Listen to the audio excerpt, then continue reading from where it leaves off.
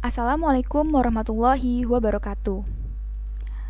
Perkenalkan, kami dari mahasiswa Informatika Angkatan 2020 Universitas Diponegoro Semarang.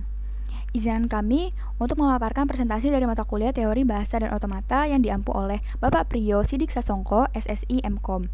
Pada presentasi kali ini, kami akan memaparkan materi mengenai konteks free grammars. Tetapi sebelum itu, ada pepatah mengatakan, tak kenal maka tak sayang. Maka dari itu izinkan kami untuk memperkenalkan anggota kelompok kami terlebih dahulu. Yang pertama ada Fahrel Gibran Algani, yang kedua ada Jason Al-Hilal Sabdadewa, yang ketiga ada Nurida Larasati, yang keempat ada saya sendiri Nadiatus Salam, dan yang kelima ada Chandra Nugraha Nindito. Selanjutnya, saya akan menjelaskan apa itu konteks free grammars. Jadi, konteks free grammars itu adalah sebuah tata bahasa di mana tidak terdapat pembatas pada hasil produksinya. Atau CF ini juga dapat diartikan sebagai suatu cara yang menunjukkan bagaimana menghasilkan untayan-untayan atau string dalam sebuah bahasa. Nah, CGF ini mempunyai 4 tuples. Yang pertama ada V, yaitu sebagai variabel atau non-terminal. Ada T sebagai terminal simbol, S sebagai start simbolnya, dan P sebagai produksinya. Adapun aturan dari produksi CFG ini. Di sini A menghasilkan alfa. Nah, di mana A-nya ini yang ruas kiri sebagai variabel atau non-terminal. Dan yang alfanya ini di ruas kanan yaitu sebagai terminal dan juga non-terminal simbol, dan alfanya ini juga bisa merupakan himpunan kosong.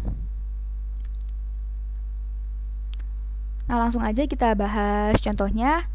Jadi diketahui sebuah CFGG dengan variabel A, B, S dengan terminal A, B, S, dan dengan aturan produksinya yaitu start simbolnya ini akan menurunkan variabel A, B, dan variabel A akan menurunkan AA sebagai terminalnya dan juga menurunkan lagi variabel A, atau dia juga akan menurunkan lambda. Nah, variabel B-nya ini juga akan menurunkan variabel B dan terminal B. Atau juga dia juga dapat menurunkan lambda. Nah, lambda di sini itu merupakan bidang teks kosong atau himpunan kosong. Nah, di sini kita diminta untuk menghasilkan string dari AAB. Nah, untuk mencarinya itu ada dua cara. Yang pertama ada menggunakan left derivation, dan yang kedua menggunakan right derivation. Jadi apa sih leftmost sama rightmost derivation itu? Akan saya jelaskan. Yang pertama ada leftmost derivation, yaitu suatu penguraian atau penurunan dikatakan sebagai leftmost derivation bila setiap tahap penurunan variabel atau non-terminalnya itu yang terkiri yang diuraikan terlebih dahulu. Nah, sedangkan rightmost derivation itu kebalikannya, yaitu apabila setiap tahap penurunan variabel atau non-terminal yang diturunkan itu sebelah kanannya terlebih dahulu yang diuraikan. Nah, kita akan membahas langsung bagaimana sih cara menghasilkan string AABB dengan menggunakan leftmost derivation terlebih dahulu. Yang pertama S, jadi start simbolnya ini yaitu menurunkan variabel AB. Nah, karena kita menggunakan leftmost, maka yang diambil tuh yang sebelah kiri dulu, yaitu variabel A. Jadi A kita ganti menjadi AA BAA. Ini menjadi saya ulangin. Jadi A-nya ini akan diturunkan atau digantikan menjadi AA terminal dan A variabel. Dan B-nya itu tetap. Selanjutnya A-nya ini kita ganti, A terminalnya di sini kita ganti menjadi lambda. Nah, lambda di sini tadi itu kan merupakan bidang teks kosong. Jadi dihilangkan saja A-nya menjadi AAB sekarang. Nah, karena variabel A-nya sudah diturunkan, maka kita berganti menjadi variabel B yang akan diturunkan. B akan diganti menjadi variabel B dan terminal B yang ada di sini. Lalu karena variabel B juga bisa menghasilkan lambda, atau di mana lambda ini merupakan bidang teks kosong, maka B-nya ini kita hilangkan saja dan dihasilkan AAB. Nah, selanjutnya yang rightmost derivation itu sama aja, bedanya kita mengerjakan variabel B terlebih dahulu. Bisa dilihat variabel B diganti menjadi B variabel dan B terminal, dan A-nya itu tetap, lalu B-nya ini karena ada lambda, jadi kita hapus aja jadi AB. Nah, selanjutnya karena variabel B yang kanan tadi udah selesai diturunkan, maka selanjutnya kita akan menurunkan A. Nah, A-nya ini kita ganti menjadi terminal A terminal dan A variabel.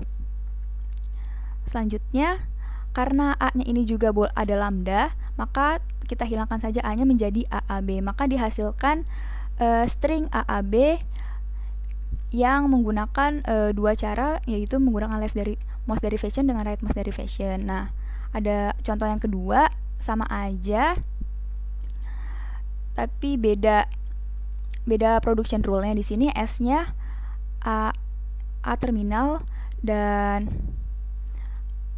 dua variabel A, B. Terus A-nya ini terminal B, variabel B dan terminal B lagi. Terus yang variabel B-nya ini menurunkan variabel A dan atau juga bisa menurunkan lambda. Ya udah sama aja. Terus kita sama aja kayak tadi, kita menggunakan dua cara juga, yang dimana kita akan mencari string dari A, B, B, B. Nah, di sini pertama S kan startnya tadi di sini itu ya dari A, A, B. Nah, ya udah, karena variabelnya di sini yang paling kiri A, ya udah maka yang diganti A dulu. Begitu seterusnya caranya kayak tadi sampai menghasilkan string dari A, B, B, B. Nah, terus yang rightmost, karena right maka variabel yang diubah terlebih dahulu yaitu variabel B. Seperti itu, dan mengikuti caranya kayak tadi dan akan menghasilkan A, B, B, B. Lalu selanjutnya di sini saya akan menjelaskan mengenai derivation tree. Nah, tapi sebelum itu saya akan menjelaskan terlebih dahulu apa itu tree. Nah, tree adalah suatu graf terhubung yang tidak sirkuler yang memiliki satu simpul atau node dan vertex atau root, atau juga root itu dapat disebut dengan akar, dan dari situ memiliki lintasan ke setiap simpulnya. Jadi derivation tree itu berguna untuk menggambarkan simbol-simbol variabel menjadi simbol-simbol terminal. Nah, setiap simbol variabel akan diturunkan menjadi terminal sampai tidak ada yang belum tergantikan. Nah, dalam proses derivation tree ini, kita juga harus memperhatikan aturan dari produksi dalam CFG tersebut. Nah, ada contoh, di sini ada terdapat CFG dengan aturan produksi sebagai berikut. Dengan simbol awal S, yaitu startnya, S-nya menghasilkan dan menurunkan terminal A, lalu variabel S-nya juga menurunkan variabel menurunkan terminal A dan variabel AS. Lalu variabel A-nya ini menurunkan terminal B dan variabel S. Nah, jika ingin dicari gambar derivation tree dengan string A, B, A, A, B, A, A. Jadi kita suruh mencari string ini, yaitu kita menggunakan di sini terserah mau menggunakan leftmost derivation atau rightmost derivation. Yang penting kita menghasilkan string ini. Nah, di sini S-nya yang pertama kita ambil yang ini, yaitu terminal A.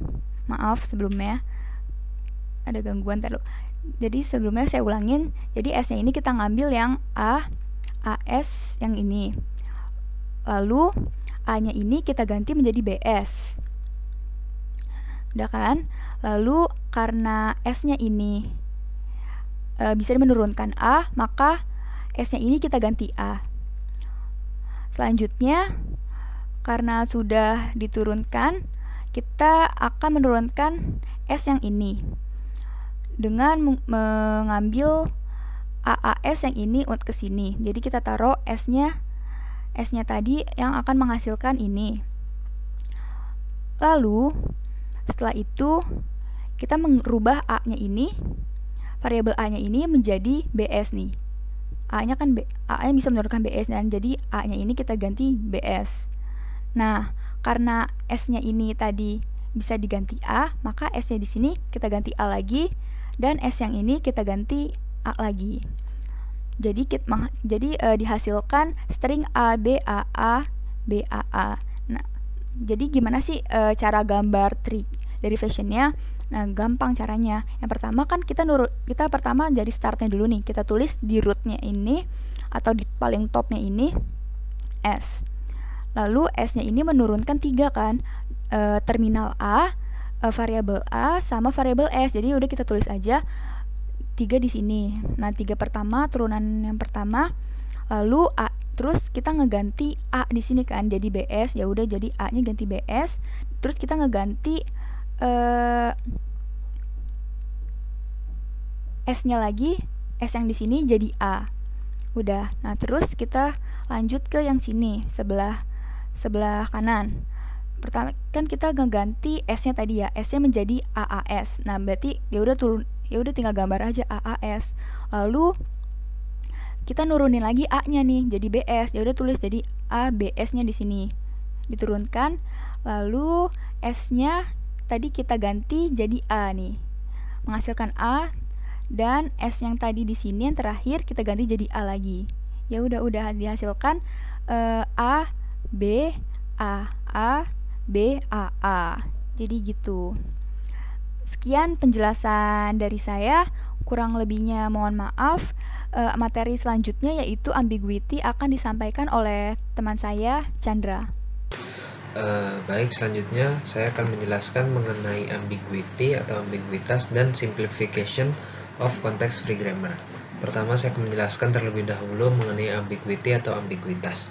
Ambiguity atau ambiguitas adalah keadaan di mana beberapa string dari sebuah bahasa atau language memiliki 2 atau lebih derivation trees. Kemudian, kenapa sih atau mengapa kita perlu memperhatikan sifat ambiguitas ini dari sebuah konteks free grammar? Yang pertama, ambiguitas merupakan hal yang buruk untuk suatu bahasa pemrograman. Kemudian yang kedua, ambiguitas mengisyaratkan bahwa string memiliki derivation tree yang berbeda. Otomatis dengan derivation tree yang berbeda tersebut, maka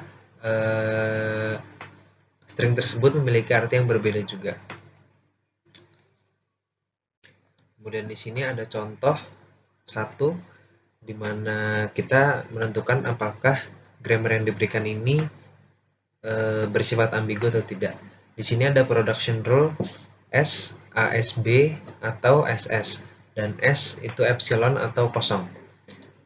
Dapat dilihat dari production rule ini dapat dihasilkan sebuah string, yaitu string AABB, di mana string tersebut ternyata memiliki 2 derivation trees, yaitu seperti ini, yang kiri dan yang kanan ini. Maka berdasarkan pengertian di awal tadi, grammar ini memiliki 2 derivation trees, maka grammar ini merupakan grammar yang ambigu. Kemudian untuk contoh yang kedua, di sini terdapat sebuah grammar dengan production rule S, SB atau S dan S itu dan S A. Di sini dari production rule dari grammar ini dapat dihasilkan sebuah string W, yaitu ABA, BA, BA. Dan dari string ini dapat dihasilkan 2 buah derivation trees, yaitu derivation trees yang A dan yang B ini. Dan dapat disimpulkan juga bahwa grammar ini ternyata adalah grammar yang ambigu. Kemudian di sini akan beralih ke sub materi simplification of context free grammar, atau membuat context free grammar menjadi lebih simpel. Ada 5 poin di sini. dari simplifikasi konteks free grammar. Pada bagian ini saya akan menjelaskan poin nomor 1. Untuk poin nomor 2 sampai dengan poin nomor 5 akan dijelaskan oleh Fahrel Gibran. Di sini untuk poin nomor 1 yaitu reduction of context free grammar. Apa itu yang dimaksud dengan reduction of context free grammar? Yang dimaksud dengan reduction of context free grammar adalah membuat context free grammar ini direduksi menjadi lebih simpel dengan langkahnya yang itu sebagai berikut. Langkah 1 yaitu menghilangkan semua variabel yang tidak memiliki simbol terminal. Kemudian langkah yang kedua itu menghilangkan semua variabel yang tidak mungkin dicapai dari S atau dari titik mulai. Di sini ada contoh 1 bahwa kita diminta untuk mencari hasil dari reduksi sebuah grammar, di mana dengan production rules-nya sebagai berikut: S, A, C atau B, kemudian A itu A, kemudian C itu menuju C atau B, C, kemudian E itu menuju A besar atau E. Untuk dengan menggunakan langkah 1 didapatkan bahwa terdapat di S ini terdapat variabel yang tidak memiliki non-terminal, yaitu variabel B. Maka variabel B ini dihilangkan, kemudian di variabel C ini juga terdapat sebuah variabel yang tidak memiliki variabel non-terminal. Variabel terminal, mohon maaf. Di sini berarti BC dihilangkan sehingga didapatkan reduction of CFG-nya itu sebagai berikut: SAC, S menuju AC, kemudian A menuju A kecil, C menuju C kecil, dan E menuju A kecil A besar atau E. Kemudian untuk contoh yang kedua, di sini terdapat sebuah grammar dengan production rule S menuju AC, A besar menuju A, C besar menuju C, kemudian E besar menuju A besar atau E. Dengan menggunakan langkah 2, kita akan menghilangkan semua variabel yang tidak mungkin dicapai dari titik mulai atau S. Di sini untuk variabel E itu tidak mungkin dicapai oleh S, sehingga variabel E ini akan kita hapus. Sehingga dihasilkan sebuah reduction of context free grammar, yaitu S menuju A besar C besar, kemudian A menuju ke A kecil, dan C besar menuju C kecil. Kemudian untuk contoh yang ketiga, di sini terdapat grammar dengan production rule P. Production rule sebagai berikut: S menuju AC atau B, kemudian A besar menuju A kecil, C besar menuju C kecil atau B besar C besar, kemudian E besar menuju A kecil A besar atau E. Di sini dapat kita lihat bahwa kita akan menggunakan kedua langkah yang sudah dijelaskan awal tadi. Di sini kita akan menghilangkan variabel yang tidak menghasilkan terminal, yaitu variabel B di titik mulai tadi di S. Kita akan menghilangkan B, kemudian kita akan menghilangkan variabel yang tidak mungkin dicapai oleh S, yaitu variabel E, sehingga dihasilkan reduction of context free grammar sebagai berikut: S menuju A besar C besar, A besar menuju A kecil, C besar menuju C kecil. Sekian untuk reduction of CFG. Kemudian untuk poin 2 sampai dengan poin 5 akan dilanjutkan oleh teman saya Fahrel Gibran. Oke, materi berikutnya yaitu simplification of CFG atau penyederhanaan dari context free grammar. Jadi simplification of CFG ini ada 5 ya. Yang pertama reduction of CFG, yang kedua removal of unit production, yang ketiga removal of null production, yang keempat removal of useless production, dan yang kelima removal of left recursion. Oke, yang pertama yaitu reduction of CFG. Jadi langkah pertama menghilangkan semua variabel yang tidak memiliki tidak memberikan simbol terminal. Langkah kedua, menghilangkan semua variabel yang tidak dapat dicapai dari titik S atau titik mulai. Nah, sebagai contoh, kita disuruh untuk mereduksi grammar yang ekuivalen dengan grammar G yang memiliki production rule space sebagai berikut, yaitu S yang memiliki variabel AC atau B, kemudian A yang memiliki A, C memiliki C atau BC, E memiliki A kapital, dan E atau E. Langkah pertama, kita menghilangkan semua variabel yang tidak memberikan simbol terminal. Jadi di sini kita menghilangkan B karena kita tidak memiliki variabel B yang memberikan simbol terminal. Sebagai contoh kayak di sini A ya. A dia memberikan simbol terminal yaitu A kecil. Sedangkan di sini B dia tidak memberikan apa-apa. Jadi di sini B kita hilangkan, dan yang di sini karena ada B jadi kita hilangkan BC-nya. Jadi yang sebelumnya S, AC atau B menjadi S menjadi AC turunannya, dan C turunannya C dan juga BC menjadi C kecil saja. Nah, kemudian langkah yang kedua, dari P yang sudah didapat ini kita hilangkan semua variabel yang tidak dapat dicapai dari titik S atau titik mulai. Jadi misal ini titik mulainya kan S, dari S kita mendapatkan A dan C, lalu ini A dan C, kemudian untuk E ini kita tidak dapat dicapai dari S. Jadi bisa kita hilangkan saja untuk variabel E. Nah, hasil akhir yang didapat sebagai berikut. Jadi untuk production rule sebelum di reduction of CFG itu seperti ini, ada E, ada juga B di sini, lalu hasil akhirnya sudah dihilangkan. Jadi lebih ringkas. Kemudian removal of unit production.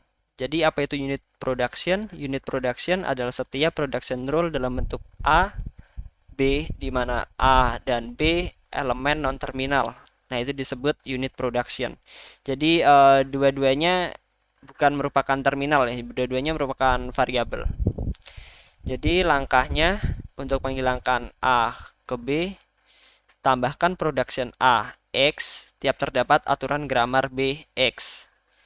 X bisa jadi terminal, bisa juga nol atau kosong. Nah, kita langsung ke contoh aja. Jadi di sini ada production rule P dengan S turunannya XY, X turunan A terminal, Y turunannya Z atau B, kemudian Z turunannya M turunannya N, dan N turunannya A. Nah, sebenarnya dari sini udah kelihatan kayak boros ya. Tapi kita bakal solve pakai dengan langkah-langkah biar lebih jelas. Jadi di sini dimulai dari yang N ke A karena N-nya menghasilkan terminal, sedangkan di sini ada unit production. Jadi kita bisa ringkas saja dari M ke N, N ke A, bisa kita ringkas menjadi M ke A, seperti yang di samping, yang di sini. Kemudian Z ke M diringkas menjadi ZM dengan MA diringkas menjadi ZA. Kemudian untuk yang di sini Y ke Z atau B dapat diringkas menjadi Y ke A karena Z-nya menuju ke A juga.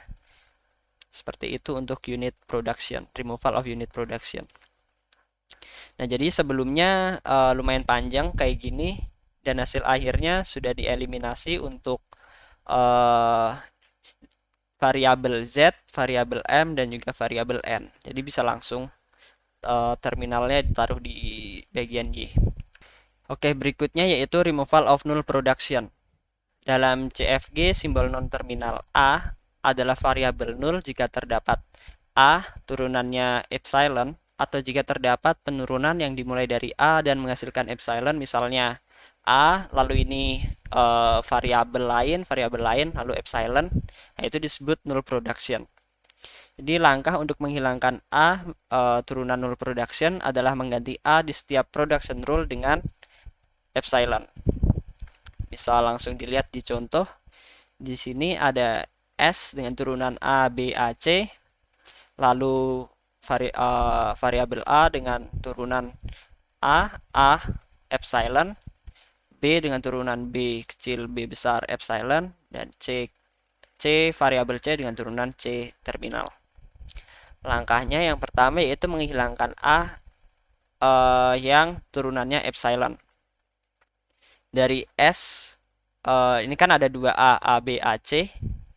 Nah, kita jadikan turunannya kayak gini.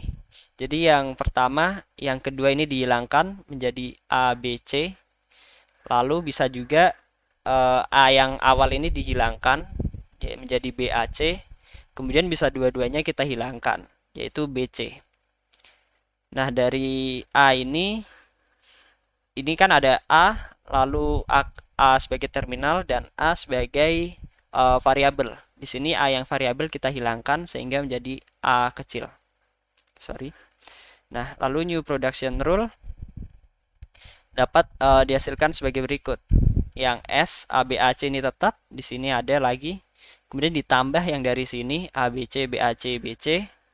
Kemudian A yang variabel turunannya yaitu A kecil A besar, yang A kecil merupakan terminal. Ini sama seperti yang di sini, cuma bedanya yang di sini epsilonnya kita ganti dengan A kecil. Dari yang di sini, soalnya kita kan menghilangkan null production. Kemudian ini kan masih ada yang punya B. Langkah selanjutnya kita hilangkan yang epsilon dari B. Ini production kita, production rule kita, kemudian kita hilangkan. Dimulai dari S. S ada B ya di sini ya. A, B, A, C, A, B, C, B, A, C, B, C. Yang pertama kita hilangkan di A, B, A, C, kita dapatkan A, A, C. Dari A, B, C kita dapat A, C, dari B, A, C kita dapat A, C juga. Karena sama jadi ditulis cuma satu aja. Dari B, C kita dapat C.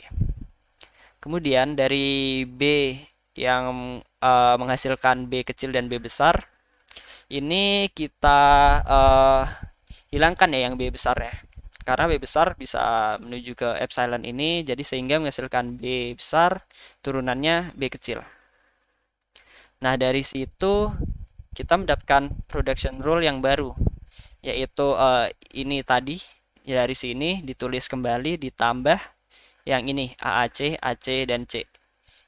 Di sini sudah ditambahkan, kemudian yang untuk A ini masih sama karena sudah di remove sebelumnya, step sebelumnya. Untuk B di sini perbedaannya ada B kecil B besar dengan atau B kecil saja dari sini, dari production rule yang ini. Baik, kemudian saya akan melanjutkan untuk teknik simplifikasi dari CFG atau context free grammar menggunakan teknik removal of useless production atau penghilangkan produksi yang useless. Nah, teman-teman sebelum belajar teknik removal of useless production, teman-teman harus tahu dulu nih apa sih useless production itu atau produksi yang useless itu apa sih. Nah, yang pertama kita bisa mendefinisikan useless production itu sebagai produksi yang memuat simbol variabel yang tidak memiliki penurunan di mana akan menghasilkan terminal-terminal seluruhnya. Nah, di sini maksudnya apa? Di sini maksudnya adalah produksi yang useless itu di mana ada suatu produksi yang ada suatu variabel dalam produksi itu tidak bisa diturunkan, atau jika diturunkan tidak akan menuju ke final state, atau jika suatu variabel yang diturunkan itu tidak akan menghasilkan ke suatu variabel terminal. Nah, jadi variabel tersebut bisa kita katakan sebagai variabel useless atau produksi yang useless.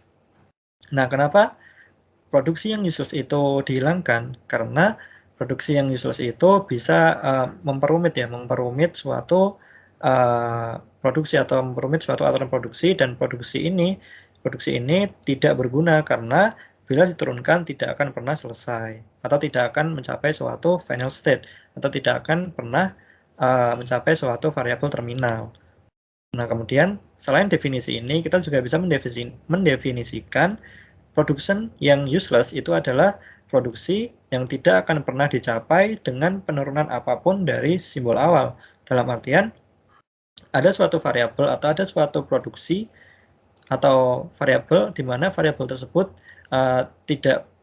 bukan merupakan turunan dari produksi apapun.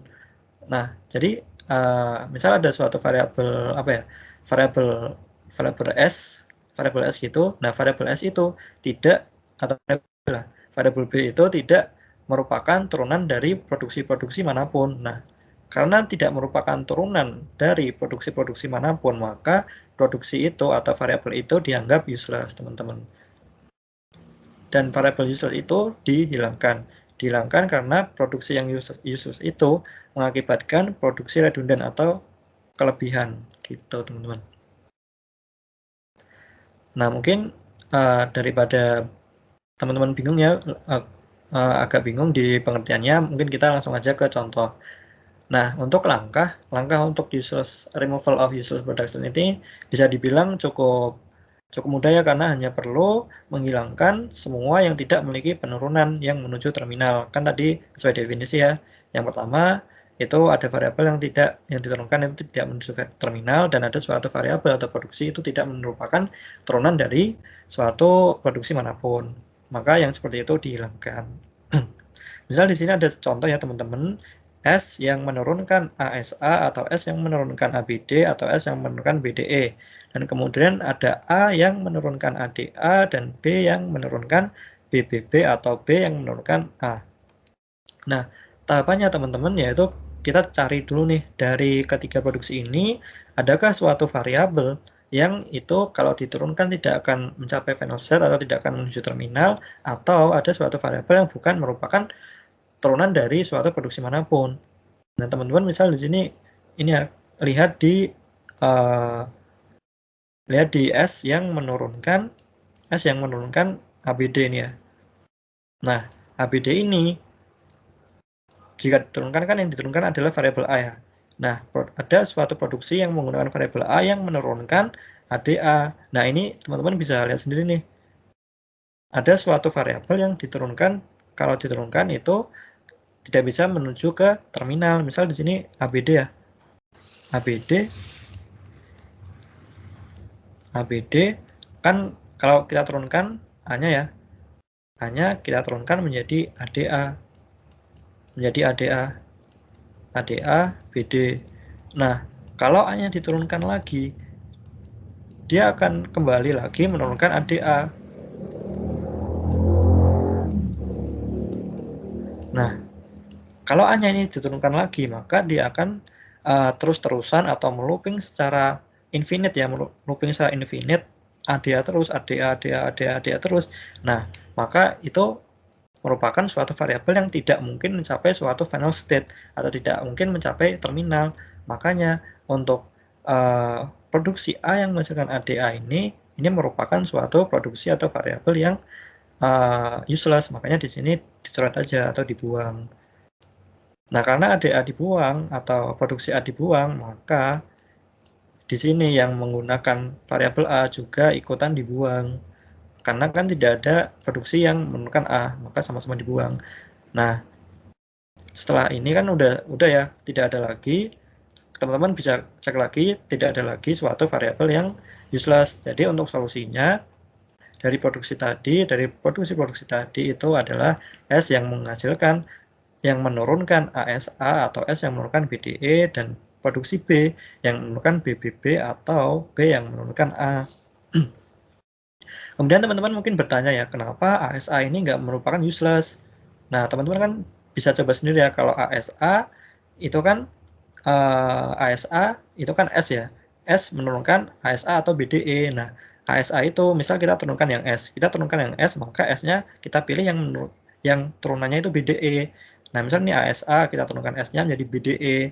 Nah, di sini kan ada B ya, ada produksi B yang menurunkan BBB atau A kecil. Nah, maka dari ASA ini kita turunkan menjadi BDE, B-nya kita turunkan menjadi A. Makanya ini ketemu suatu final state atau ketemu variabel terminal. Maka ini untuk ASA ini bukan merupakan suatu useless variabel atau useless produksi, bukan.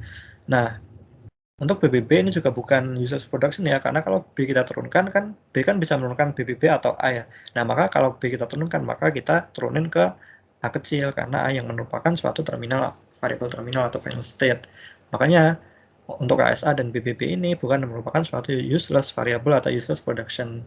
Maka untuk solusi dari permasalahan tadi adalah S yang menghasilkan ASA atau S yang menurunkan BDE, dan B yang menurunkan BBB atau B yang menurunkan A, gitu teman-teman. Nah, kemudian biar lebih jelas lagi, ini ada contoh lagi untuk permasalahan yang removal of useless production. Di sini ada S ya, ada S yang menurunkan AB, A yang menurunkan B, C, D, atau A yang menurunkan D, A, C. Di sini ada B yang menurunkan E, dan B yang menurunkan AB. Kemudian ada C yang menurunkan B, C, B, C yang menurunkan A, D, F, atau C yang menurunkan AB. Kemudian ada F yang menurunkan C, F, B. Nah, teman-teman, sama kayak tadi, kita cari nih adakah variabel yang diturunkan itu tidak bisa menuju ke suatu terminal atau tidak bisa menuju ke final state, atau cari variabel yang itu bukan tidak merupakan turunan dari produksi manapun. Nah, teman-teman bisa lihat nih ya, di ini ya, yang A yang menurunkan BCD dulu. Nah, udah kelihatan kan? A yang menurunkan BCD, di sini ada variabel D. Nah, dalam permasalahan ini tidak ada suatu produksi D, atau tidak ada D itu tidak menurunkan apapun, atau D itu tidak menurunkan variabel apapun. Maka karena tidak ada produksi D, maka D ini atau turunan ini merupakan suatu produksi yang useless atau variabel yang useless, maka kita coret, teman-teman. Nah, kemudian kita juga bisa melihat ya, yang A yang menurunkan DAC. Nah, kayak tadi, kalau DAC diturunkan, misal ini DAC ya, DAC diturunkan. Nah, hanya ini akan menurunkan ulang di DAC C. Kalau A-nya diturunkan lagi, dia akan ulang lagi DAC terus. Nah, itu sehingga yang A ini merupakan suatu variabel yang useless, karena kalau diturunkan terus tidak akan menemukan suatu kondisi terminal atau kondisi final state. Akan terjadi looping yang terus-menerus. Makanya A di sini merupakan suatu variabel yang useless. Nah, kalau BCD dicoret, DAC dicoret, maka produksi A ini juga dicoret. Karena udah nggak ada penurunan lagi, makanya sama-sama dicoret. Nah, kemudian teman-teman bisa lihat lagi, apakah ada suatu variabel yang itu menggunakan produksi A. Nah, teman-teman bisa lihat di yang B yang menurunkan AB. Di sini kan ada variabel A ya, sedangkan produksi A tadi sudah dicoret atau dihilangkan karena merupakan useless production. Nah, maka untuk AB ini dicoret juga, yang merupakan variabel useless production juga. Nah, kemudian selain itu teman-teman juga cari lagi apakah ada suatu variabel yang merupakan useless atau tidak. Nah, teman-teman bisa lihat di ini ya, yang F yang menurunkan CFB. Sama kayak kasus A yang menurunkan DAC tadi, kalau F yang menurunkan CFB itu akan terjadi loop yang infinite. F ini akan menghasilkan CFB lagi, F-nya akan CFB lagi, maka ini akan terjadi infinite loop gitu. Jadi untuk CFB ini merupakan suatu variabel yang useless atau produksi yang useless, maka untuk produksi F ini juga dicoret karena merupakan variabel yang useless. Nah, teman-teman cari lagi, kalau produksi F sudah dicoret merupakan produksi yang useless, adakah yang lain ini yang menggunakan variabel yang menggunakan produksi F? Nah, di sini kan lihat ada di produksi C yang menurunkan ADF. Nah, ADF kan ada F ya di sini, sedangkan F sudah useless, maka ADF ini juga dicoret, teman-teman. Juga merupakan suatu useless production. Nah, karena sudah tidak ada lagi suatu variabel yang useless, maka di sini untuk solusi dari permasalahan tadi adalah S yang menurunkan AB, S yang menurunkan AB, B yang menurunkan E, dan C yang menurunkan BCB, atau C yang menurunkan AB gitu, teman-teman.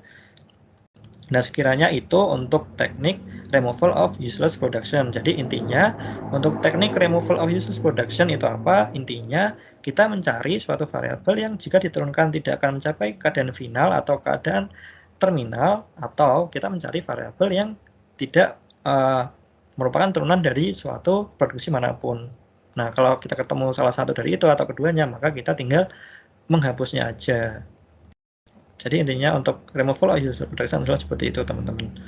Nah, kemudian teknik apa lagi yang kita bisa lakukan untuk mensimplifikasi CFG, yaitu yang selanjutnya ada removal of left recursion.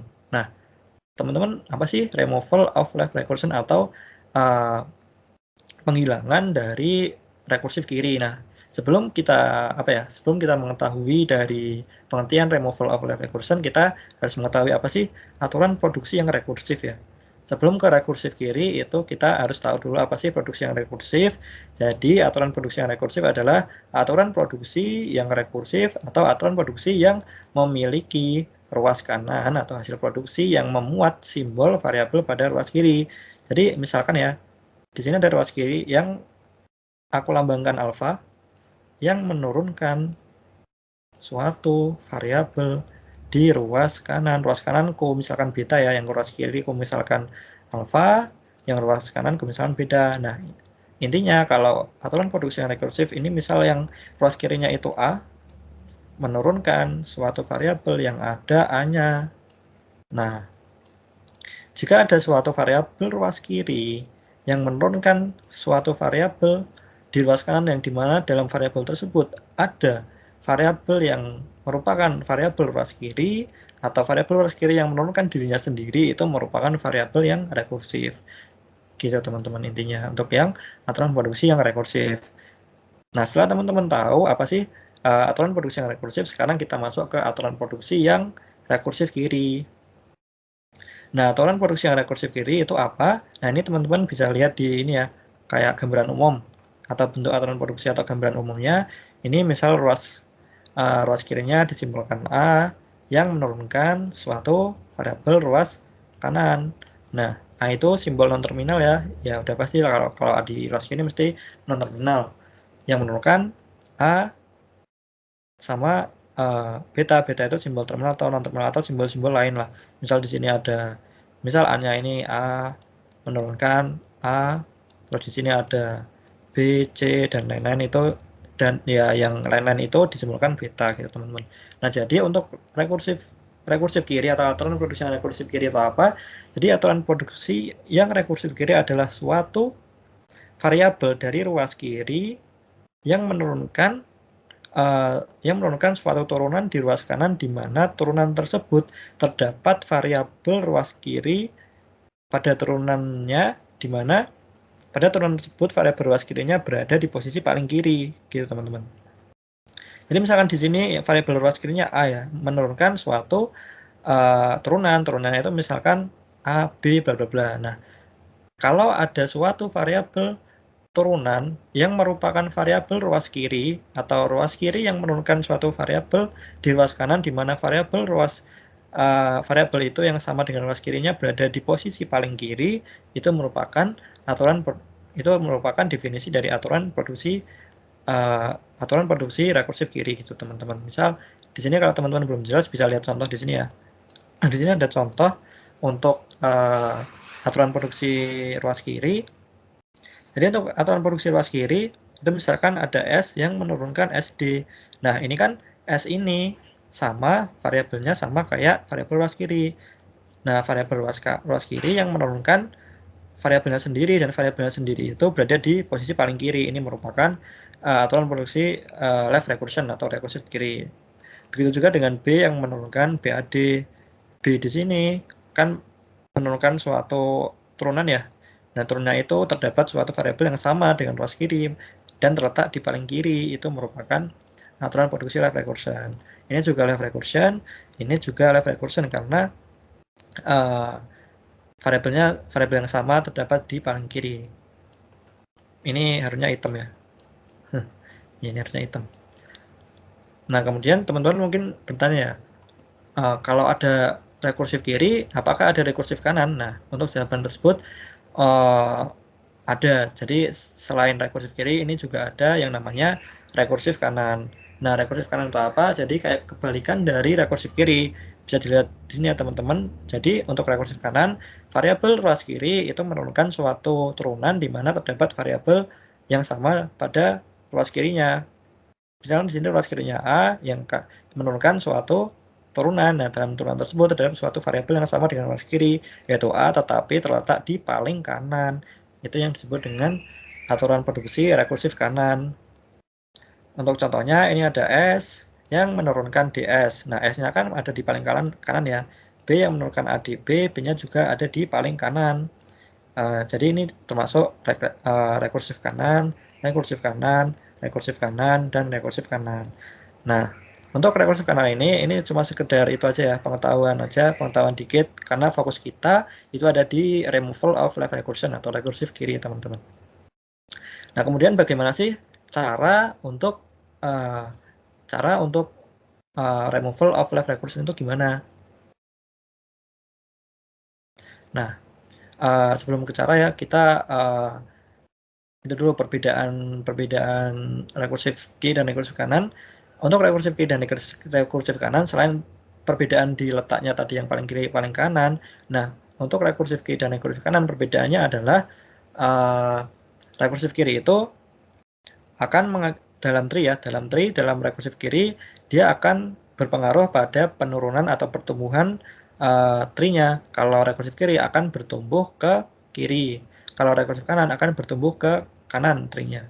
Nah, untuk lebih jelasnya sebelum ke teknik removal kita lihat perbedaannya dulu.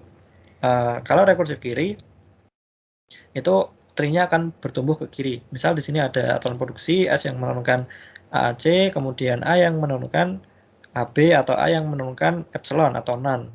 Nah, misal kita buat tree-nya ya kayak gini ya.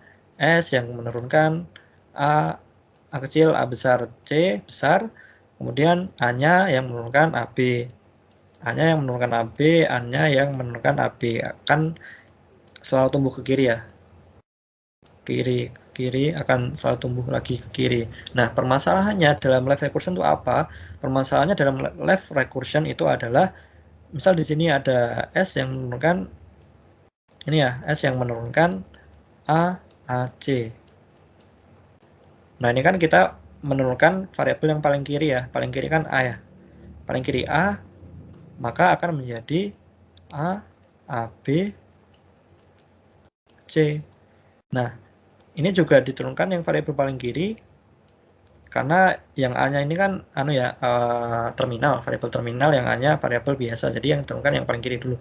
Paling kiri kan A. Kemudian kalau kita turunkan lagi, ini akan menjadi A, B, BC. Kalau kita turunkan lagi akan menurunkan AB lagi. Kita turunkan lagi akan menjadi AB lagi. Jadi dalam removal of left recursion atau left recursive atau rekursif kiri itu masalahnya adalah jika ada suatu produksi yang left recursion, maka produksi itu akan terus-menerus looping gitu loh. Kalau diturunkan akan terus-menerus looping. Kayak misalnya ini A yang menurunkan AB, kalau kita turunkan A akan menurunkan AB terus. A yang AB A-nya kita turunkan jadi AB lagi, kita turunkan lagi A-nya jadi AB lagi. Jadi permasalahan dari left recursion itu akan menyebabkan infinite looping atau turunan yang terus-menerus loop atau tidak akan mencapai suatu keadaan terminal atau tidak akan mencapai suatu keadaan final gitu. Jadi dalam recursion perlu dihilangkan. Nah, gimana cara menghilangkan left recursion-nya ini biar tidak terjadi infinite looping? Kita akan bahas setelah ini ya teman-teman. Tapi sebelum itu kita kasih tahu dulu nih kenapa harus menghilangkan left recursion. Nah, yang pertama, dalam banyak penerapan tata bahasa, rekursif kiri itu tidak diinginkan. Yang kedua, untuk menghindari penurunan yang mengakibatkan loop. Yang ketiga, untuk memungkinkan suatu tata bahasa bebas konteks diubah ke dalam bentuk normal garbage. Nah, poin penting di sini adalah kenapa harus menghilangkan left recursion? Karena left recursion itu mengakibatkan terjadinya suatu loop yang infinite atau tidak akan menuju ke keadaan terminal atau keadaan final gitu teman-teman. Maka perlu dihilangkan gitu. Nah, bagaimana cara menghilangkannya? Untuk cara menghilangkan left recursion itu caranya seperti ini ya teman-teman. Di sini ada suatu flowchart ya, biar gampangnya disebut flowchart. Untuk caranya seperti ini teman-teman. Jadi untuk removal of recursion kita kan mesti dalam suatu permasalahan kan kita disediakan suatu CFG. Nah, CFG yang mengandung aturan produksi rekursif kiri. Nah, nggak mungkin kan kita mau removal of left recursion tapi kita tidak disediakan atau kita tidak menemukan suatu permasalahan yang CFG-nya itu ada rekursif kiri. Makanya di sini ditulis ada suatu CFG yang mengandung produksi yang rekursif kiri. Nah, dalam satu CFG itu kan banyak produksi ya. Nah, kita pisahkan dulu aturan produksi yang tidak rekursif kiri dan aturan produksi yang rekursif kiri. Nah, kalau aturan produksi yang tidak rekursif kiri maka akan lanjut tidak akan mengalami tahapan removal. Kalau aturan produksi yang rekursif kiri maka kita akan melakukan tahap remove atau tahap penghilangan yang rekursif kiri. Nah, caranya gimana? Caranya itu dengan seperti ini ya, lakukan penggantian, munculkan aturan produksi baru dan simbol variabel baru. Nah, ini kita akan bahas lebih dalam setelah ini. Nah, setelah tahap removal, maka aturan produksi yang rekursif kiri tadi kan sudah tidak ada ya, maka digabung lagi dengan aturan produksi yang tidak rekursif kiri, karena tadi kan dalam satu CFG kita pecah ya, yang tidak rekursif kiri sama yang rekursif kiri kita remove, habis di remove kita gabungin lagi ke yang aturan produksi yang tidak rekursif kiri tadi, maka akan menghasilkan suatu CFG bebas dari aturan produksi yang rekursif kiri. Nah, kemudian kita akan belajar lebih dalam tentang bagaimana sih removal, tahapan dari removal of left recursion, atau bagaimana tahapan dari menghilangkan CFG atau produksi yang mempunyai rekursif kiri. Nah, cara pertama itu pisahkan aturan produksi yang rekursif kiri dan yang tidak. Jadi misalkan ada suatu CFG, ada banyak produksi ya, produksinya itu dipisahkan kayak tadi yang rekursif kiri sama yang tidak rekursif kiri. Ini contoh, ini sebenarnya bukan contoh sih, kayak gambaran umum aja, gambaran pola. Kalau aturan produksi yang rekursif itu polanya kayak gini kan.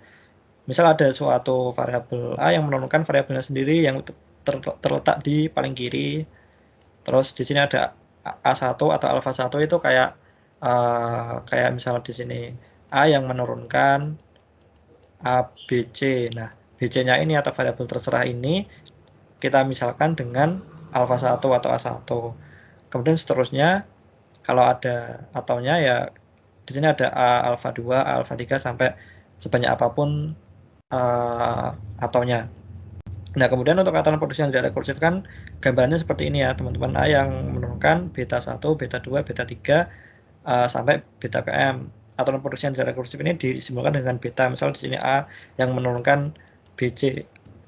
Nah, BC kan ini kan bukan rekursif kiri ya, makanya di sini disimbolkan beta gitu, teman-teman. Nah, selanjutnya dari hasil langkah 1 tadi tentukan A1, A2, A3 sampai AN dan beta 1, beta 2, beta 3 sampai BM dari setiap aturan produksi yang memiliki simbol ruas kiri yang sama. Jadi habis kita tentukan tadi yang mana aturan yang produksi yang ruas kiri, mana aturan yang ruas kanan, kita ambil tuh A1-nya, A2-nya, A3-nya sama AN-nya kita ambil, sama beta 1, beta 2, beta 3 sampai BM-nya kita ambil. Nah, ini cuma sekedar gambaran umum ya, nanti kita coba di contoh latihan soal gitu. Nah, untuk tahap ketiga yaitu lakukan penggantian aturan produksi yang rekursif kiri menjadi seperti berikut. Nah, setelah kita mengumpulkan A1, A2 sampai AM, kemudian kita kumpulkan beta 1, beta 2 sampai BM, dan kita tadi yang produksi yang rekursif, kita ubah semuanya itu menjadi pola yang seperti ini, teman-teman. Polanya kayak gini. Ada A yang menurunkan beta 1, A yang menurunkan beta 1Z, atau beta 2Z, atau beta 3Z, atau bla bla bla sampai beta ke berapapun Z. Kemudian di sini ada Z. Ini pola ya, polanya jadi bentuknya kayak gini. Jadi untuk A sama Z ini kayak cuma permisalan gitu loh. A itu sebagai variabel yang rekursif tadi, kemudian Z itu cuma suatu pola aja, dibuat kayak gini, dibuat Z. Nah, kalau Z-nya kalau udah selesai ya, kalau udah berbentuk suatu produksi yang tidak memiliki rekursif, Z-nya kalian bisa ganti dengan variabel apapun, asal variabelnya itu tidak variabel yang sudah ada di permasalahan tadi. Dan Z-nya itu cuma kayak simbol aja, Z cuma simbol aja, A-nya itu yang variabel rekursif, Z-nya itu ya cuma kayak simbol biar nanti bentuknya kayak gini aja. Kemudian Z yang menurunkan alfa 1 atau alfa 2 atau alfa 3 sampai alfa N. Kemudian Z yang menurunkan alfa 1Z atau alfa 2Z atau alfa 3Z sampai alfa 6Z. Nah, penggantian dilakukan untuk setiap aturan produksi dengan simbol ruas kiri yang sama. Bisa muncul simbol variabel baru Z1, Z2, itu maksudnya kalau ada satu aja produksi yang rekursif, maka di sini bentuknya Z1 aja. Kalau ada dua produksi yang rekursif, maka nanti bentukannya ada Z1, Z2, nanti tergantung permasalahan aja. Sesuai banyaknya variabel yang menghasilkan produksi yang rekursif kiri gitu teman-teman. Nah kemudian setelah membentuk suatu pola seperti ini, maka langkah terakhir yaitu hasil akhir berupa aturan produksi pengganti tadi yang 3 ini, aturan produksi pengganti namanya, ditambah dengan aturan produksi semula yang tidak rekursif kiri. Nah, mungkin teman-teman agak abstrak ya untuk memahami ini. Nah, maka di sini kita akan mencoba untuk tahapan removal of left recursion menggunakan example atau contoh. Misal di sini ada ya, terdapat aturan produksi. Terdapat aturan produksi di mana S yang menurunkan S AB atau S yang menurunkan ASC, S yang menurunkan DD, S yang menurunkan FF, dan S yang menurunkan SBD. Nah, cara pertama tadi sama kayak yang tadi, tentukan aturan produksi yang rekursif kiri dan tidak. Nah, aturan produksi yang rekursif kiri kan S yang menurunkan SAB atau S yang menurunkan SBD ya. Yang ini kan variabel S diturunkan lagi jadi variabel S di paling kiri. Nah, ini merupakan variabel produksi yang rekursif kiri. Nah, kita pisahin dulu yang rekursif kiri kan ini, jadi sisanya ini semua yang bukan rekursif kiri. Aturan produksi yang tidak rekursif kiri yang S yang menurunkan A, SC, DD, FF. Ini harusnya hitam. Nah, terus langkah kedua, tentukan alfa dan beta dari produksi yang rekursif kiri. Nah, tadi kan bentukannya udah ketahuan ya, kalau yang rekursif kiri tadi kan A itu jadi A alfa 1 atau alfa 2 sampai alfa M. Kalau yang tidak rekursif kiri tadi A menurunkan beta. Nah, ini sesuai polanya tadi. Ini kan jadi A ya, ini A menurunkan A, ini jadi alfa 1. Ini A alfa 2. Nah, makanya kita tentukan dulu alfa 1 dan alfa 2-nya. Nah, alfa 1-nya itu AB, alfa 2-nya itu BD. Nah, kemudian kita tentuin juga betanya. Betanya kan dari itu ya, dari tadi gambaran umum atau formula dari yang tidak rekursif kiri. Nah, yang tidak rekursif kiri kan tadi kan ini sebagai A yang menurunkan beta 1 atau beta 2 atau beta 3 gitu. Makanya di sini beta 1-nya ASC, beta 2-nya DD, beta 3-nya FF. Nah, kan sudah kan udah kita kelompokin ya, A1-nya udah dapat, A2-nya udah dapat, betanya juga udah dapat semua. Nah, setelah itu yang ketiga, kita lakukan penggantian aturan produksi yang rekursif kiri. Nah, untuk yang memiliki yang memiliki rekursif kiri kan yang tadi yang S ini ya, yang S yang menentukan SAB sampai SBD. Nah, digantikan oleh kayak tadi yang gambaran umum atau polanya tadi sesuai yang di slide sebelumnya, dirubah kayak seperti itu. Tadi kan yang ini. Nah, A beta 1Z, beta 2Z dan seterusnya sama Z yang jadi alfa 1, alfa 2, alfa 3 dimasukin kayak gini biar jadi pola kayak gini. Hanya ini tadi yang rekursif, makanya di sini ditulis S kan ya, rekursif tadi kan variabelnya S ya, makanya S di sini ASC kan sebagai beta 1 ya, beta 1 Z1, beta 1 Z1 di sini kan tadi kan Z ya, di sini makanya ditulis Z1. Bebas sih mau diganti apa, Z apa terserah, atau diganti variabel lain terserah, tapi di sini untuk contoh kita menggunakan variabel Z. Beta 1 Z1, beta 2 kan tadi DD ya, DD, beta 2 DD, Z atau beta 3 Z. Kemudian di sini ada Z sama dengan alfa 1 atau alfa 2. Kemudian yang di sini ada Z lagi yang menurunkan alfa 1 Z atau menurunkan alfa 2 Z sesuai dengan pola di sini tadi. Pokoknya kita buat kayak pola ini aja, tinggal disubstitusi ada B1-nya apa, B2-nya apa, alfa 1-nya apa, alfa 2-nya apa sampai jadi pola kayak gini. Nah, maka hasilnya tadi polanya kan seperti ini ya. Nah, setelah kita udah membuat polanya, atau ini namanya aturan pengganti. Kayak seperti disebutkan tadi, ini yang pola ini disebut aturan pengganti.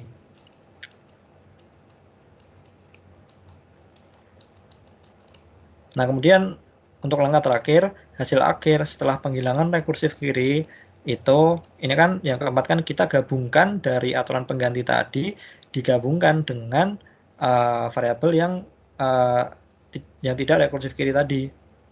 Seperti contoh seperti langkah keempat, hasil akhir berupa aturan produksi pengganti ditambah aturan produksi pengganti kan tadi ya yang polanya tadi ditambahkan dengan aturan produksi semula yang tidak rekursif kiri.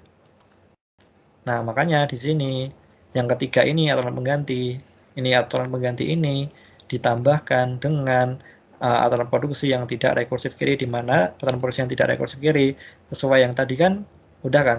Ini yang ASC atau DD atau FF ya tinggal ditamin aja. Makanya tamin ke atas ini, maka semua ini atau CFG ini adalah suatu CFG yang sudah bebas dari rekursif kiri atau tidak ada lagi produksi-produksi di sini yang merupakan produksi rekursif kiri. Teman-teman bisa cek kembali apakah ada suatu variabel produksi yang rekursif kiri. Tentu saja tidak, teman-teman.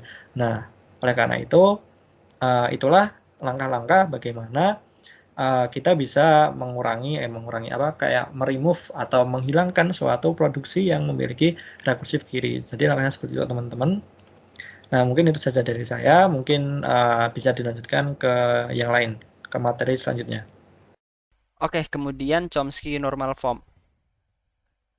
Jadi Chomsky normal form, setiap production memiliki bentuk A dengan turunan B dan C yang keduanya merupakan variabel, atau A dengan turunan A terminal yang merupakan sebuah terminal A kecil.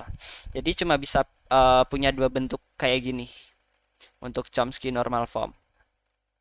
Nah, untuk langkah-langkah untuk mengonversi CFG ke bentuk CNF, konteks free grammar ke bentuk Chomsky normal form, ada 5 langkah. Yang pertama yaitu jika sebuah start simbol S terdapat pada sisi kanan, buat start simbol baru yaitu S aksen, dan production baru S aksen menuju S dengan turunan S.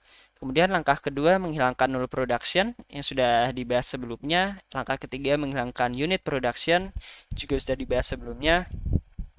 Kemudian langkah keempat yaitu mengganti produksi A yang memiliki turunan B1, B2 sampai B ke N, di mana N lebih dari 2 dengan A dengan turunan B1C dan C punya turunan B2 dan B2, B3 dan seterusnya sampai B ke N, dan ulangi proses ini untuk setiap production yang memiliki lebih dari 2 variabel.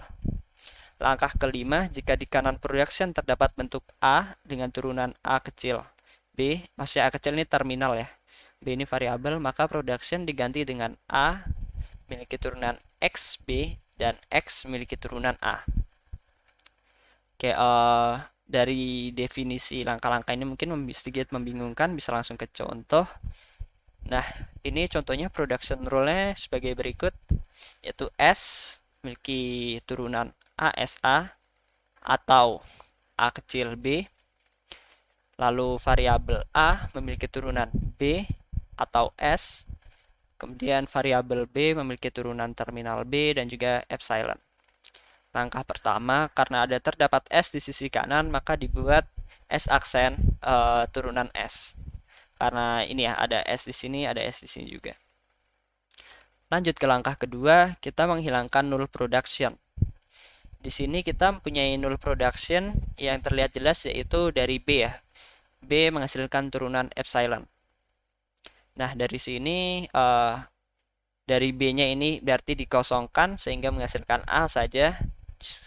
Seperti ini. Kemudian yang dari sini A turunan B, kalau B dikosongkan dia akan jadi epsilon seperti di sini. Lalu untuk B yang variabel turunannya epsilon dapat dikosongkan, dihilangkan. Jadi seperti ini.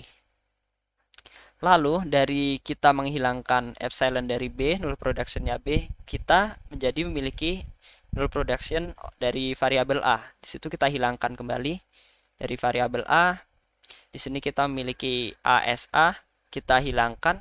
Yang pertama yaitu apabila kita menghilangkan A yang di belakangnya menjadi AS, kemudian A yang depan kita hilangkan menjadi SA. Kemudian dua-duanya kita hilangkan menjadi S saja. Didapatkan sebagai berikut. S memiliki turunan ASA, AB atau A atau AS atau SA atau S. Kemudian yang dari variabel A ini punya turunan B, S atau epsilon. Epsilonnya kita hilangkan sehingga menjadi berikut A, B, S. Selanjutnya langkah ketiga yaitu unit production. Unit production ini kita menghilangkan S yang memiliki turunan S. Di sini ada di sini ya, S memiliki turunan S ini. Nah, jadi kita hilangkan langsung, lalu menghilangkan S aksen menuju S. Bukan menghilangkan, tapi lebih seperti ke memindah, karena di sini kan ini ya kita punya S ya di sini. Kita pindahkan S ini turunannya ke atasnya, sehingga dapatkan hasil sebagai berikut. ASA, AB, A, AS, SA. Ini sama. Dua dari S aksen sama S. Oke, selanjutnya masih langkah ketiga, kita menghilangkan A yang memiliki turunan B. Ini keduanya variabel, makanya masih sama unit production. Di sini kita memiliki A turunan B, bisa langsung kita jadikan A turunan B yang merupakan terminal dari sini. Kemudian menghilangkan A turunan S, sama seperti proses yang selanjutnya, yang seperti S aksen turunan S. Kita bisa memindahkan langsung S ini, ASA dan seterusnya di sebelah sini. B atau S kita jadikan B atau ASA, AB atau A atau AS atau SA. Oke, selanjutnya langkah keempat yaitu menghilangkan production yang memiliki lebih dari dua variabel sesuai aturan dari Chomsky normal form, yaitu setiap production maksimal memiliki dua variabel atau satu terminal. Jadi bentuknya cuma dua kayak gini yang dibolehkan. Nah, dari situ kita mengurangi variabel sehingga cuma punya dua variabel. Di sini ada tiga, yaitu S aksen, S, dan A yang memiliki lebih dari dua variabel, yaitu ASA. Nah, dari ASA ini kita ubah setiap SA menjadi X, sehingga didapat seperti ini, AX, AX, dan AX. Lalu X-nya itu kita bikin variabel sendiri dengan turunan SA. Ini kan masih dibolehkan tadi. Maksimal 2. Kemudian langkah yang kelima yaitu menghilangkan productions ini yang tidak sesuai dengan aturan CNF, karena hanya dibolehkan satu terminal atau dua variabel, sedangkan di sini memiliki satu terminal dan satu variabel, tidak sesuai dengan Chomsky normal form. Ada tiga yaitu S aksen, S, dan A yang memiliki A dan B. Kita ubah A, B ini menjadi variabel Y dan variabel B. Dengan kita buat variabel Y memiliki turunan A terminal. Ini memenuhi jadi ya. Sekian dari saya, selanjutnya akan dilanjutkan oleh teman saya Nurida Larasati. Nah, selanjutnya adalah Greibach normal form. Nah, Greibach normal form sendiri setiap production memiliki bentuk yaitu non-terminal yang menghasilkan satu terminal, atau non-terminal yang menghasilkan satu terminal yang diikuti dengan variabel, seperti gambar di depan ini. Lalu selanjutnya langkah untuk mengonversi CFG ke bentuk GNF. Ada 5 langkah, yaitu 1. Menghilangkan null production dan unit production. Langkah kedua, mengubah ke bentuk Chomsky normal form. Yang ketiga, mengubah nama dari variabel atau non-terminal ke A ke I dengan urutan naik atau 1, 2, 3 dan seterusnya. Langkah keempat, mengubah urutan variabel menjadi urutan naik dengan bentuk A ke I yang menghasilkan A ke C, di mana I kurang dari C atau tidak boleh I lebih dari atau sama dengan C. Nah, di sini berarti A itu harus lebih kecil, I-nya lebih kecil daripada C. Itu. Dan langkah kelima yaitu menghilangkan left recursion. Lanjut lagi, untuk contohnya di sini bisa dilihat S menghasilkan variabel CA atau BB. Lalu B menghasilkan terminal B atau variabel SB. C menghasilkan terminal B dan A menghasilkan terminal A. Untuk langkah pertama, menghilangkan null production dan unit production. Nah, di sini sendiri sudah memenuhi karena tidak adanya null production dan unit production. Lalu lanjut lagi, yaitu untuk langkah kedua, yaitu mengubah ke bentuk Chomsky normal form. Nah, Chomsky normal form sendiri itu A menghasilkan dua variabel atau A menghasilkan satu terminal. Nah, di sini sendiri bisa dilihat bahwa sudah memenuhi dari bentuk CNF, yaitu menghasilkan satu terminal di sini dan juga dua variabel CA, BB, dan SP. Lalu untuk langkah ketiga yaitu mengubah nama dari variabel ke AI menjadi seperti di bawah ini.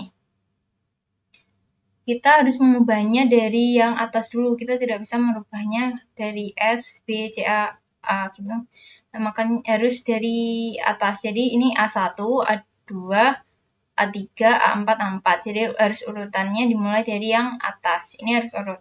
Lalu kita bisa lihat ini perubahannya, untuk S dirubah menjadi A1, untuk C dirubah menjadi A2, lalu yang A itu dirubah jadi A3, lalu yang B itu dirubah jadi A4. Di sini A4, 4. Lalu untuk B selanjutnya dirubah jadi A4, lalu B tetap atau di sini S menjadi A1, B menjadi A4. Di sini mengikuti yang atasnya tadi. Lalu yang C menghasilkan B dan A menghasilkan terminal A. Lanjut lagi.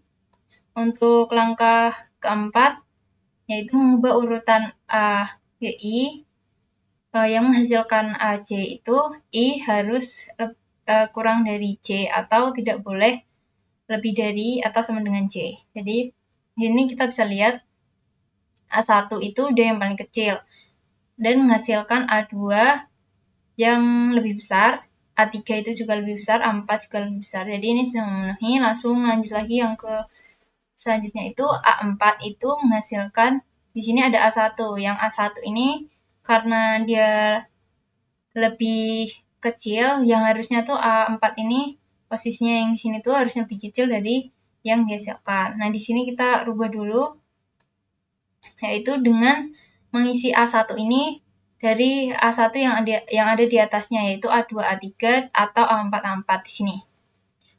Diisi dengan A2, A3 yang diikuti dengan A4 yang asli di sini, diikuti A4 atau A4, A4 yang diikuti A4. Jadi seperti ini. Nah, tapi di sini masih bentuknya masih lebih kecil, menghasilkan lebih kecil A2, A4 lebih besar. Makanya di sini dirubah lagi. Untuk A2 ini dirubah menjadi B sesuai dengan A2 menghasilkan B di sini. Jadi tinggal dirubah ke B. Dari sini sudah terlihat memenuhi bentuk GNF karena di sini ada satu terminal yang diikuti dengan variabel. Jadi di sini itu sudah memenuhi bentuk GNF. Lalu lanjut lagi untuk langkah kelima, karena di sini terjadi live recursion, maka kita harus menghilangkan live recursion itu. Karena A4 di sini jadi perulangan. Nah, caranya itu kita membuat variabel baru yaitu Z. Contohnya itu Z. Kita pakainya Z. Kita masukkan variabel atau di belakangnya dari live recursion itu, live recursionnya kan A4. Nah, itu di belakangnya kita ambil, kita taruh, dan kita kasih Z di belakangnya. Atau kita tampilkan aja A4 tetap itu, gitu. Terus, selanjutnya, setelah kita membuat Z ini, kita membuat A4 yang baru dengan Z ini. Nah, kita membuatnya tinggal kita menampilkan lagi yang hasilnya tadi, tapi kita tidak perlu menampilkan yang A4 ini karena masih recursion dan karena kita tidak perlu menampilkannya itu karena kita sudah membuat bentuk baru di yang Z ini. Kita sudah menggantikannya gitu. Nah, kita menampilkan B, A3, A4 yang dari sini, lalu yang di sebelah sini tuh B disertai dengan Z dan B, A3, A4 yang disertai dengan Z gitu. Lalu menjadi seperti ini. A1-nya tetap, A4-nya yang tadi sudah dirubah di sini.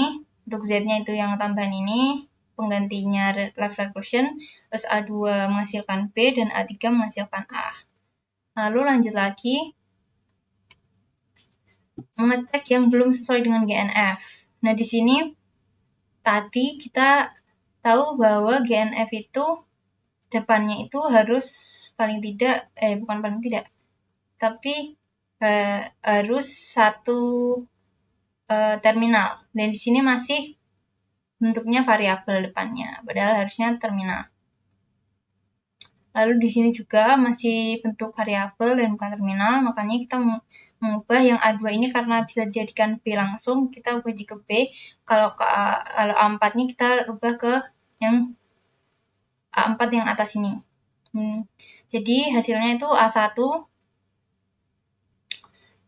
itu A2-nya dirubah jadi B, ini udah. Terus kita lihat A4-nya ini, kita A4-nya dirubah ke bentuk A4 yang sini. Ya. Terus jadinya kita lampirkan B, terus tambahan A4 disertai A4 yang ini, lalu BA3 A4 disertai A4 yang dari sini, lalu BZ yang disertai A4 dari sini, jadinya kayak sini. Terus BA3 A4Z yang diikuti dengan A4. Lalu yang A4 memenuhi, tinggal ditulis lagi, yang Z itu A4, kita rubah juga, jadi B diikuti A4Z yang dari sini, terus BA3 A4 yang diikuti A4Z, lalu BZ yang diikuti A4Z, BA3 A4Z yang diikuti A4Z. Atau yang sebelah sini karena masih bentuk A4 juga, jadi kita harus rubah ke A4. Lalu jadi BA4, karena di sini diikuti A4, BA3 A4, A4 lagi, karena harus mengikuti belakangnya, lalu BZ yang diikuti A4, lalu BA3 A4Z yang diikuti A4 juga. Lalu A2B dan A3 menghasilkan A. Oke, sekian dari presentasi kami. Jika ada salah kata, mohon dimaafkan. Wassalamualaikum warahmatullahi wabarakatuh.